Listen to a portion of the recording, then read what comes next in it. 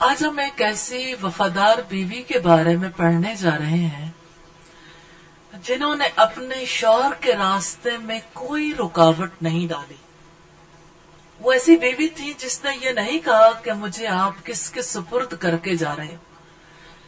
ان کا شوہر جب اللہ کے کلمے کی بلندی کے لیے نکلنا چاہتا تھا تو بیوی نے راستے میں کوئی رکاوٹ نہیں ڈالی، بلکہ شوق ایسا تھا جس کا اظہار کیے بنا نہیں رہ سکی. حالت حمل میں تھی اور شوہر سے کہا کہ آپ اگر اللہ کی راہ میں جہاد کرنے جا سکتے ہو تو میں کیوں نہیں جا سکتی. تو شوہر نے کہا کہ آپ کی حالت ایسی نہیں ہے جس حالت میں آپ اتنا مشکل فریضہ انجام دے سکو. پھر جب دوسری بار شوہر غزوہ احد کے لیے جانے لگے تو انہوں نے کہا کہ اب کی بار اگرچہ میری بچیاں چھوٹی ہیں لیکن میری جسمانی قوت میں ایسا کوئی خلل نہیں ہے، ایسی کوئی مجبوری لاحق نہیں ہے، اس لیے اگر آپ جہاد کے لیے نکلو گے تو میں بھی ساتھ نکلوں گی. ہاں، یہ درست ہے کہ خواتین مردوں کے ساتھ جہاد میں شاید اس طرح سے مقابلہ نہیں کر سکتی کہ تلوار کے ساتھ یا فرنٹ لائن پہ جا کے وہ جہاد کر سکیں جس طرح سے مرد جہاد کرتے ہیں، لیکن زخمیوں کو پانی پلا سکتی ہیں، مریضوں کی مرہم پٹی کر سکتی ہیں، میڈیکل کور میں خواتین شامل ہو سکتی، اور اسی طرح سے دیگر امور جیسے کھانا بنانا ہے یا مجاہدین کے لیے باقی امور انجام دینے ہیں تو اس میں خواتین پیش ہو سکتی ہیں. وہ خاتون جو جہاد میں شامل ہونے کا شوق رکھتی تھی ام قجا انصاریہ ہے. آج ان کے بارے میں ہم دیکھتے ہیں رضی اللہ تعالی عنہا. انصار کی ایک عالم فاضل خاتون تھی. ان کی شادی اوس بن ثابت انصاری سے ہوئی جو بنی عدی بن عمرو بن مالک قبیلے کا چشم و چراغ تھا. ان کا خاندانی تعلق مدینہ میں مشہور و معروف قبیلے بنو نجار تک پہنچتا ہے. کیا آپ جانتے ہیں بنو نجار کون تھے؟ آپ میں سے جس کی سیرت کے ساتھ محبت ہے وہ یقیناً جانتا ہوگا کہ بنو نجار قبیلے کے ساتھ محمد رسول اللہ صلی اللہ علیہ وسلم کا کیا تعلق تھا. کہ آپ سسم کے ننیال تھے بنو نجار. تو یہ ہم تعلق دیکھ رہے ہیں کہ ان کا تعلق قبیلہ بنو نجار سے جا کے ملتا ہے. اوس بن ثابت ان لوگوں میں سے ایک ہے جنہوں نے عقبہ ثانیہ میں اپنی قوم کے معززین کے ساتھ رسول اللہ کے ہاتھ پر بیعت کا شرف حاصل کیا. وہ رسول اللہ صلی اللہ علیہ وسلم کے والہانہ استقبال کرنے والوں میں بھی شامل تھے. انہوں نے مسجد نبوی کی تعمیر میں بھی حصہ لیا. ام قجا اور ان کے شوہر کے درمیان مکمل ہمانگی اور اتفاق تھا. دونوں ہی نے اسلام قبول کیا تھا اور ان کے درمیان کسی بات پر اختلاف نہیں ہوتا تھا. دونوں اسلام کے ساتھ یکساں طور پر وابستہ رہے. اسلام ازدواجی زندگی کے لیے جو رہنمائی دیتا ہے اس کے مطابق ایک عورت اپنے شوہر کی مطیع ہوتی ہے، اس کے حقوق کا خیال رکھتی ہے، شوہر کے مال کی اور اپنی ذات کی حفاظت کرتی ہے، اور اسی طرح شوہر اپنی بیوی کے حقوق پہچانتا ہے، اس کی خوب قدر کرتا ہے. دونوں ایک دوسرے کے بہترین رفیق حیات ثابت ہوتے ہیں. اور بیوی کے حقوق کے حوالے سے اگر دیکھیں تو اس کو تحفظ فراہم کرنا، مالی تحفظ بھی اور زندگی کا تحفظ فراہم کرنا بھی، یہ شوہر کی ذمہ داریوں میں سے ہے. آج کے دور میں مسلمان مردوں نے بھی ان ذمہ داریوں کو ادا کرنا کافی حد تک ترک کر دیا ہے. وہ اس ذمہ داری میں بھی خاتون کو شریک کرنا چاہتے ہیں کہ خاتون یہ ذمہ داری انڈیپینڈنٹلی اٹھائے یا کم از کم ہماری ذمہ داری کو اپنی ذمہ داری بنا لے. اسی وجہ سے باہمی تعلقات میں وہ بات نہیں رہتی. تو ایک مضبوط گھرانے کی بنیاد مسلمان شوہر اور مسلمان بیوی ہی رکھ سکتے ہیں. سیدہ ام قجا رضی اللہ تعالی عنہا خواتین کے ساتھ رسول اللہ صلی اللہ علیہ وسلم کی مجالس میں حاضر ہوا کرتی تھی تاکہ وہ پردے میں رہ کر رسول اللہ صلی اللہ علیہ وسلم کی احادیث سے بہرہ ہوں۔ سیدنا اوس بھی رسول اللہ صلی اللہ علیہ وسلم کی مجالس میں باقاعدگی کے ساتھ شریک ہوا کرتے تھے، اور رسول اللہ جب نماز پڑھاتے تھے تو ان کی اقتداء میں سیدنا اوس نے نمازیں ادا کی۔ زمانہ جاہلیت میں دونوں کے یہاں ایک بچی نے جنم لیا اور دونوں نے اس پر مکمل اتفاق کیا کہ ہم اپنی بچی کو زندہ درگور نہیں کریں گے۔ اس دور کے لحاظ سے یہ بہت بڑی بات تھی کہ شوہر اور بیوی ایک بات پر اتفاق کر لیں۔ جب دونوں نے اتفاق کیا تو اوس بن ثابت نے بچی کی پرورش کا سامان مہیا کیا۔ اس دور میں ان کے قبیلے میں بھی یہ رواج تھا کہ جو بچی پیدا ہوتی تھی اس کو زندہ درگور کر دیتے تھے۔ ام قجا کے معمولات کو ہم دیکھنا چاہیں تو وہ نماز ادا کرتی تھی، اپنے شوہر کی خدمت کے فرائض اور اپنی ننھی بچی کی دیکھ بھال کیا کرتی تھی۔ جب فارغ ہو جاتی تو چمڑے کے ان ٹکڑوں اور کھجور کی کھال کی طرف متوجہ ہوتی تھی جن پر ان کا شوہر قرآنی آیات لکھا کرتا تھا، تاکہ وہ حسب استطاعت ان آیات کو زبانی یاد کر لیں، یعنی وقت نکالتی تھی۔ الحمدللہ اس سے ان کی علم کی محبت، شوق، رغبت اور قرآن حکیم کے ساتھ ایک تعلق کا پتہ چلتا۔ ایک دن سیدنا اوس اپنی بیوی کے پاس جلدی میں آئے، ہتھیار سے جائے، اپنی بیوی کو بتایا کہ رسول اللہ کے ساتھ مشرکین کے خلاف جنگ کرنے کے لیے بدر کی طرف جا رہے ہیں۔ وفادار بیوی نے اپنے شوہر کے راستے میں کوئی رکاوٹ نہیں ڈالی، نہ اس سے یہ کہا کہ آپ مجھے کس کے سپرد کر کے جا رہے ہیں۔ سیدہ ام قجا نے اپنے شوہر اور مسلمانوں کے حق میں کامیابی اور صحیح سالم واپس آنے کی دعا کی۔ ایک بات ان کے دل میں بار بار آتی تھی، کاش میں بھی اس جہاد میں شریک ہو سکوں۔ آخر کار انہوں نے اپنے شوہر کے سامنے یہ بات کر دی۔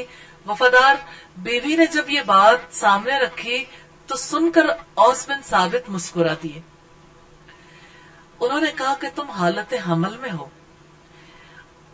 ایک تو تمہاری حالت ایسی نہیں، پھر ننھی بچی کی ذمہ داری کون اٹھائے گا؟ اگر میرا جہاد میں حصہ لینا آپ کے لیے کافی نہیں تو میں 2 گنا محنت کروں گا، اپنی طرف سے بھی اور آپ کی طرف سے بھی۔ اس پر ام قجا نے کہا کہ تم اتنی اچھی شخصیت کے حامل ہو، کٹن گھڑی میں اپنی بیوی کو خوش کرنے کا ارادہ رکھتے ہو، یعنی میرا دل بے چین ہے اور تم نے میرا دل خوش کر دیا۔ اور آپ کی خوش اخلاقی کے کیا کہنے کہ آپ اپنی بچی کی والدہ کے دل کو خوش کرنے اور اس کے دل میں پھول مہکانے کا ارادہ رکھتے ہو، اور کسی طرح سے بھی اسے غمگین دیکھنا آپ کو گوارا نہیں ہے۔ آپ نے اپنی اس ادا سے مجھے مسکرانے کے لیے مجبور کر دیا۔ پھر اس کی بیوی نے دیگر مسلمانوں کے ساتھ اسے رخصت کیا، فتح و نصرت کی دعائیں دی۔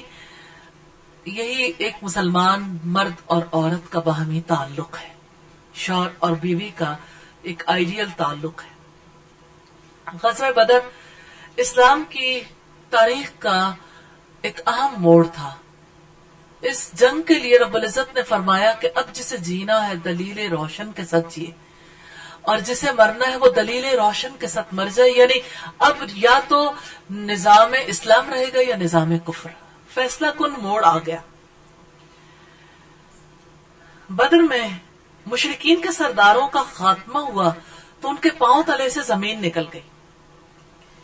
اللہ تعالیٰ کی مدد سے مسلمانوں کے حوصلے بلند ہوئے۔ سیدنا اوس بن ثابت نے دیگر مسلمانوں کے ساتھ ڈٹ کر جہاد کیا۔ اس دوران ام قجا نے اپنی دوسری بچی کو جنم دیا، یعنی غزوہ بدر کے دوران ہی۔ تو اللہ تعالیٰ نے حسب وعدہ مسلمانوں کو کامیابی سے ہمکنار کیا۔ لشکر اسلام کے استقبال کے لیے والہانہ انداز میں لوگ اپنے گھروں سے نکلے، خواتین بھی نکلیں، کوئی اپنے باپ کے بارے میں جاننا چاہتی تھی، کوئی شوہر کے بارے میں، کوئی اپنے بچے کے بارے میں جاننا چاہتی تھی۔ سیدہ ام قجا بھی اپنے شوہر کی صحیح سلامت واپسی سے رغبت رکھتی تھی۔ وہ چاہتی تھی کہ وہ اپنی خوبصورت بچی کو دیکھیں جس کو انہوں نے جنم دیا شوہر کی غیر حاضری میں۔ سارے لوگوں کو انہوں نے غور سے دیکھا، لیکن اسے اپنا بہادر شاہ سوار دکھائی نہیں دے رہا تھا۔ سیدہ ام قضا اس صورتحال میں کس طرح سے اپنے اوپر قابو رکھے ہوئے تھے؟ یقیناً وہ ایمان تھا اور رب پر بھروسہ تھا کہ اگر واپس آئے گا تو غازی ہے، اور اگر جان دے دے گا تو شہید ہو جائے گا۔ سیدہ ام قضا نے دیکھا تو ان کا شوہر ان کی طرف قدم بڑھا رہا تھا۔ جوان مرد اور بہادر اوس بن ثابت نے اپنی دونوں بچیوں اور بیوی کو مسکرا کر دیکھا۔ سیدنا اوس بن ثابت کی دلی تمنا تھی کہ میرا بیٹا ہو، لیکن اللہ تعالیٰ جس کو چاہتا ہے بیٹے عطا کرتا ہے، جس کو چاہتا ہے بیٹیاں دیتا ہے، وہ جو چاہتا ہے عطا کرتا ہے۔ سیدنا اوس اپنے خاندان کے پاس آئے، انہوں نے اپنی بچیوں کو گلے سے لگایا۔ سیدہ ام قضا نے اللہ کے حضور دعائیں کی اور اس طرح اللہ کا شکر ادا کیا۔ کچھ دیر آرام کرنے کے بعد سیدنا اوس نے اپنی بیوی کو جنگی مشاہدات سے آگاہ کیا، میدان جنگ میں جو کارنامے انہوں نے سر انجام دیے تھے ان سے روشناس کروایا، اور یہ بتایا کہ کیسے اہل کفر نے شکست کا سامنا کیا۔ غزوہ بدر کی ناکامی کے بعد قریش کے لیے اس ہزیمت کو برداشت کرنا بہت مشکل ہو گیا۔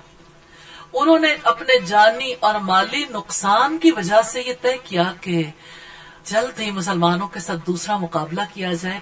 اسی سلسلے میں غزوہ احد کے لیے مسلمانوں نے بھی تیاری کی۔ ایک بار پھر سیدنا اوس بن ثابت چاہتے تھے کہ میں جنگ میں شریک ہوں۔ اس بار ایسا ہوا کہ ام قضا نے پھر کہا کہ میں اپنی دونوں بیٹیاں اپنے ماں باپ کے گھر چھوڑ دوں گی، لیکن میں آپ کے ساتھ ضرور جاؤں گی۔ سیدنا اوس بن ثابت میدان احد جانے سے اپنی بیوی کو اس بار نہیں روک پائے۔ سیدہ ام قضا لڑائی میں مہارت نہیں رکھتی تھی، البتہ زخمیوں کا علاج، معالجے اور ان کی مرہم پٹی کی صلاحیت رکھتی تھی۔ مجاہدین کو پانی پلانے کا فریضہ انجام دے سکتی تھی۔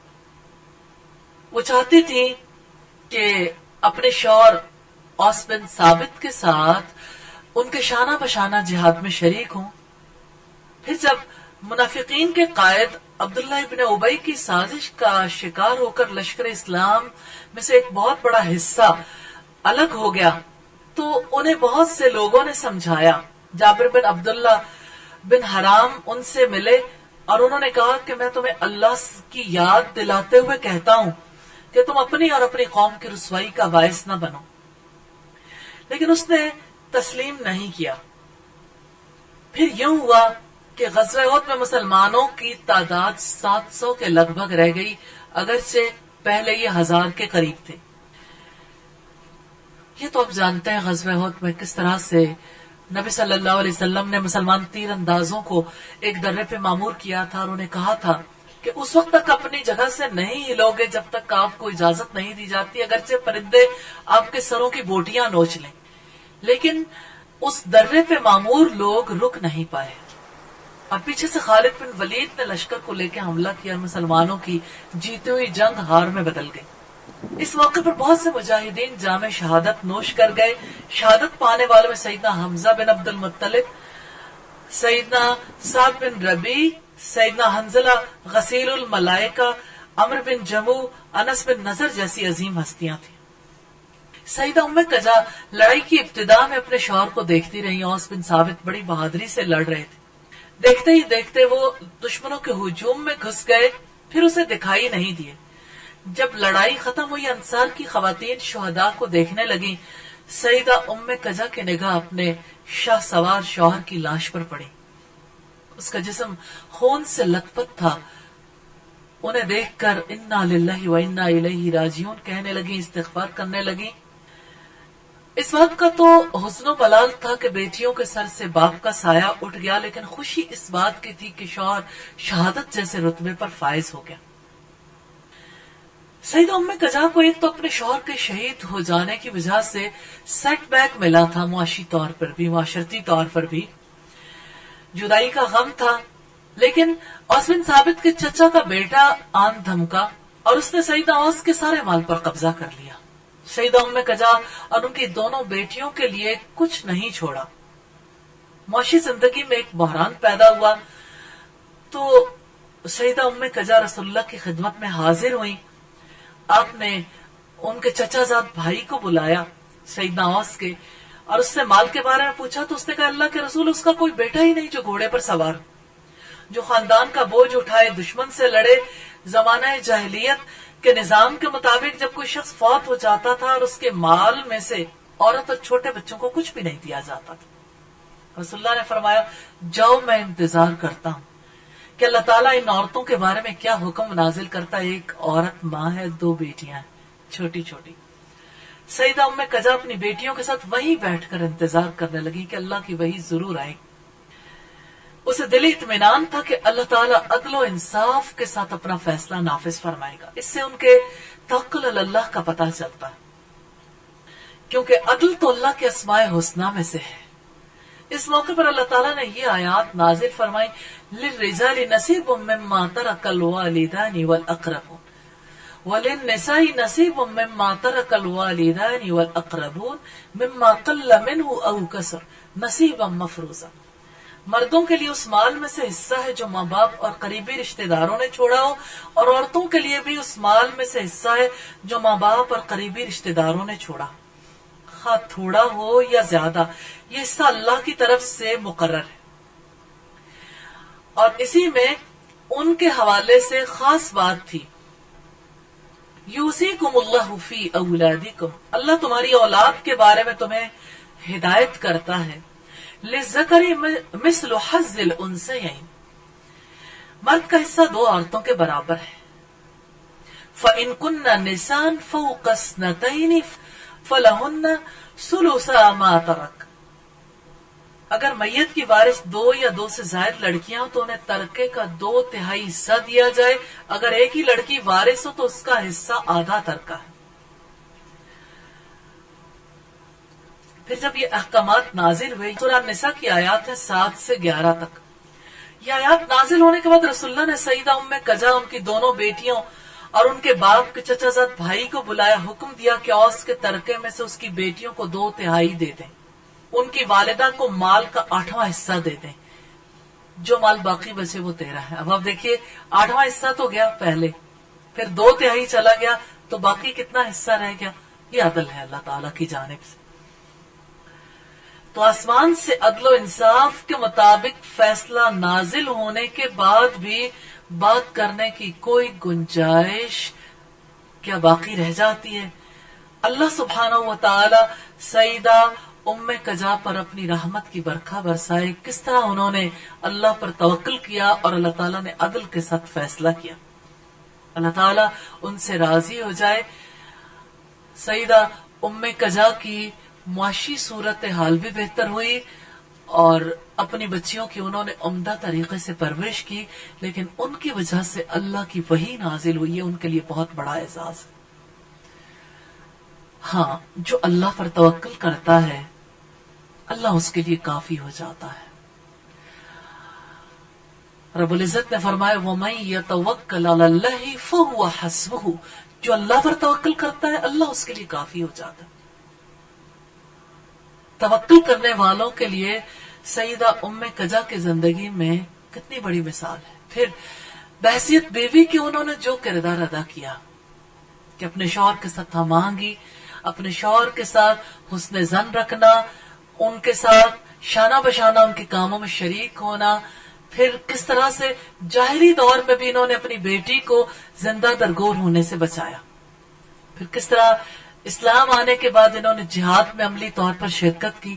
پھر سیدنا اوس بن ثابت کے بعد جب معاملہ گھریلو زندگی میں ایسا ناخوشگوار واقعہ پیش آیا تو وہ رسول اللہ کے پاس فیصلہ کروانے کے لیے گئی. ہاں, سلام ان پر کہ جنہوں نے اسلام کی حقانیت کو پا لیا, آپس میں بیٹھ کے فیصلہ نہیں نپٹایا, اللہ اور اس کے رسول سے فیصلہ چاہا. ان کی زندگی میں ہمارے لیے مثال ہے. اللہ تعالیٰ سے دعا ہے کہ ہمیں ان لوگوں کے اسوے پر چلنے کی توفیق عطا فرمائے. وآخر دعوانا ان الحمد للہ.